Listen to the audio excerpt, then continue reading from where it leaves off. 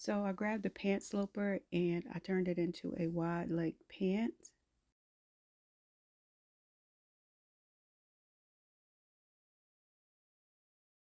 I wanted a dartless pant, so I took my dart measurement and subtracted it from the side. I took my hip curve and blended it into the hip curve to form our new side seam.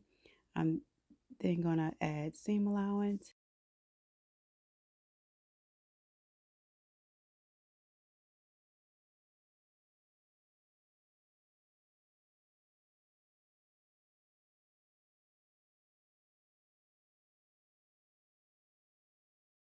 And I'm gonna do the same thing to the back of the pant and sew up a mock-up.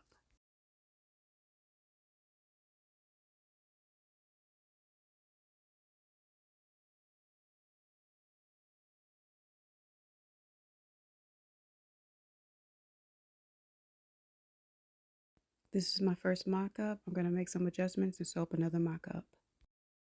Here's my second mock-up after making the adjustments. Now I'm ready to create the parachute pants.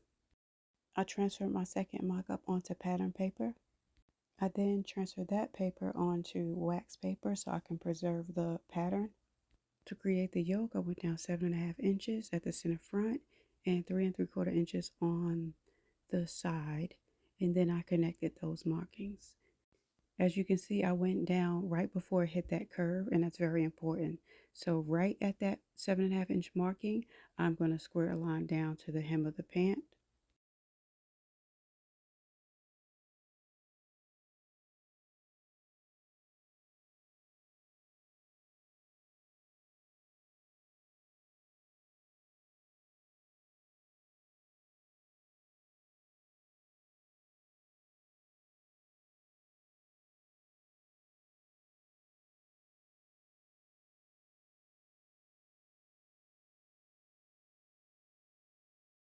I took the measurement between that line and the side seam, and I multiplied it by 3 to get the desired gathers that I wanted, because I am doing the slash and spread method, and I probably should have just times it by 2 because the pants were so wide.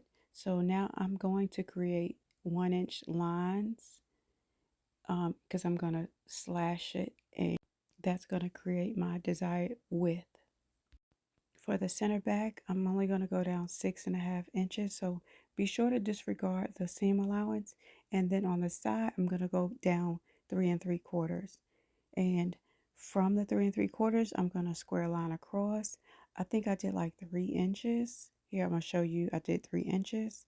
And then I'm going to take my styling ruler and connect it to the 6.5 inch mark. So from that 6.5 inch mark, I'm going to square a line down, and I'm going to measure from that line to the side seam. Um, and then I'm going to multiply that by, I think I did 2.5 for the back. But next time I'm just going to do 2 times 2 because they were really wide. I liked it though. Don't forget to label all your pieces. That's very important. Before you cut your pieces, make sure you create your pocket first if you want pockets.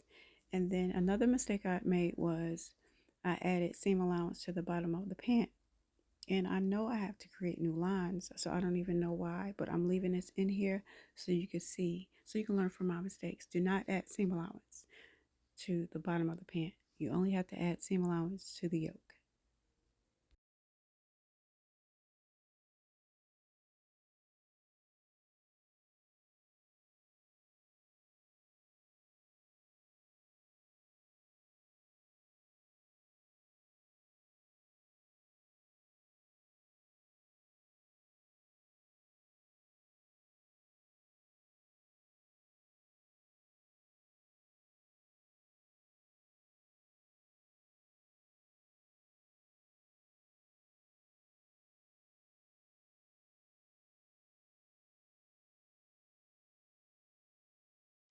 So I laid my fabric out, and then I squared a line at the bottom because that's where I'm going to place the hem of the pant. So now I'm just cutting my 1 inch lines, And you'll see that eventually I have to take away the seam allowance. See? Yeah. So there's that.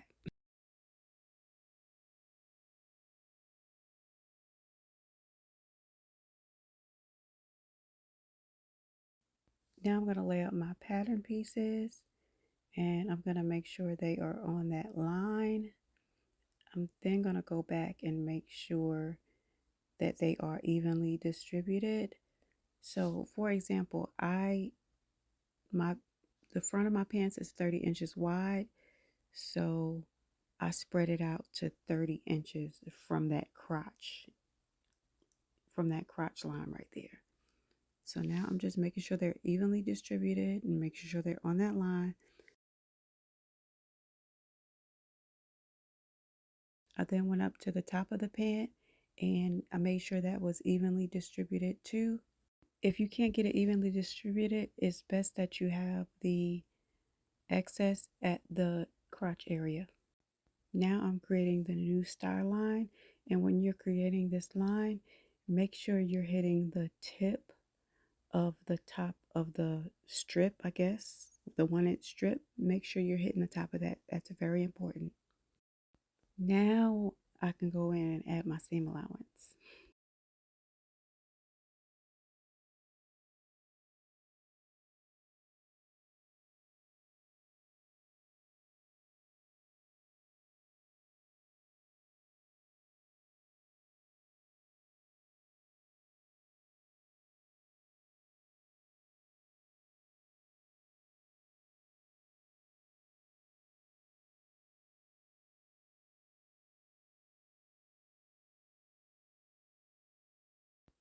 I repeated the same steps for the back, but I only added seam allowance to the yoke.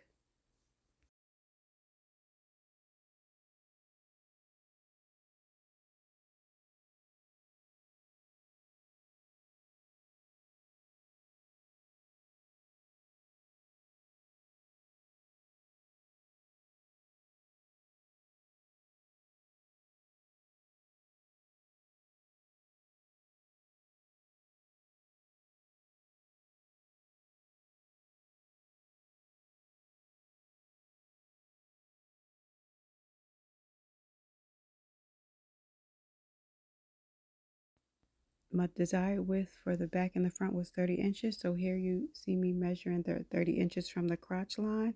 And that's how I'm going to lay out my pattern from that 30-inch mark.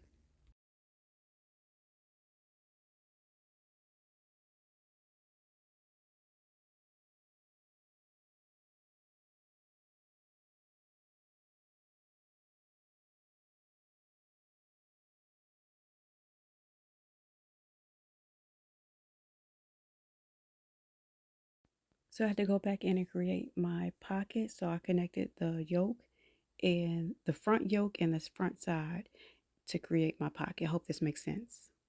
If you're adding a seam in the center front of the yoke, then skip this. So if you want a seamless yoke, front yoke, you should connect the bottom of the pant, connect it at the crotch, and then sew your gathering stitches. I'm starting to think this video is about what not to do when sewing parachute pants.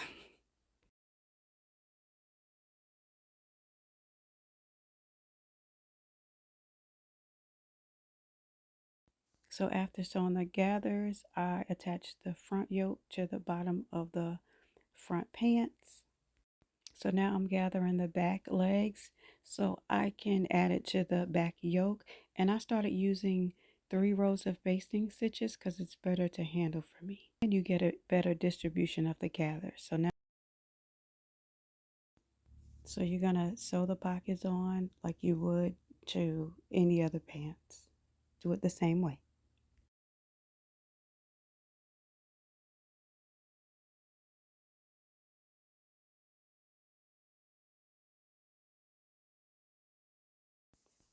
So I'm going to now sew the front of the pants to the back of the pants, and you just do it the same way you would sew any other pants.